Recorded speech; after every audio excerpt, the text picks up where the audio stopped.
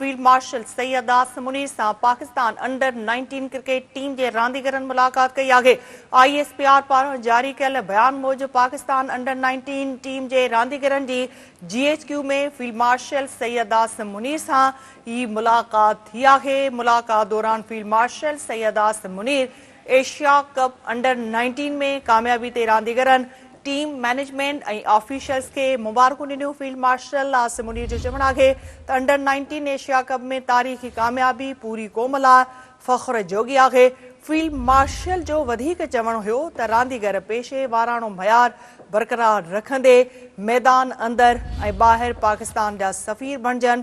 हीअ अहम ख़बर नाज़रीन अवां खे हिकु भेरो ॿीहर ॾींदा हलूं त फील्ड मार्शल सैयद आसिम मुनीर सां पाकिस्तान अंडर 19 क्रिकेट टीम के रांदीगरनि मुलाक़ात कई आहे। ISPR पारां जारी कयल बयान मूजिब पाकिस्तान अंडर 19 टीम के रांदीगरनि GHQ में फील्ड मार्शल सैयद आसिम मुनीर सां मुलाक़ात कई। मुलाक़ात दौरान field marshal Syed Asim Munir Asia cup under 19 में कामयाबी ते रांदीगरनि टीम मैनेजमेंट और ऑफिशियल्स के मुबारकूं ॾिनियूं।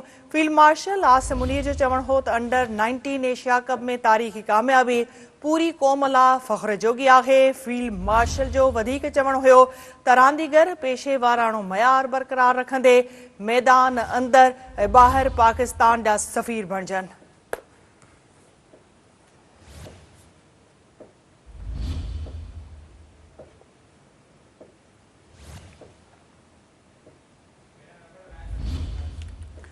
फील्ड मार्शल सैयद आसिम मुनीर सां पाकिस्तान अंडर 19 क्रिकेट टीम के रांदीगरनि मुलाक़ात कई आहे। इन मुलाक़ात जा वधीक अपडेट्स मालूम करण लाइ असां राब्तो कयो आहे इस्लामाबाद में सीनियर सहाफ़ी तज़िये निगार सिद्दीक़ साजिद सां।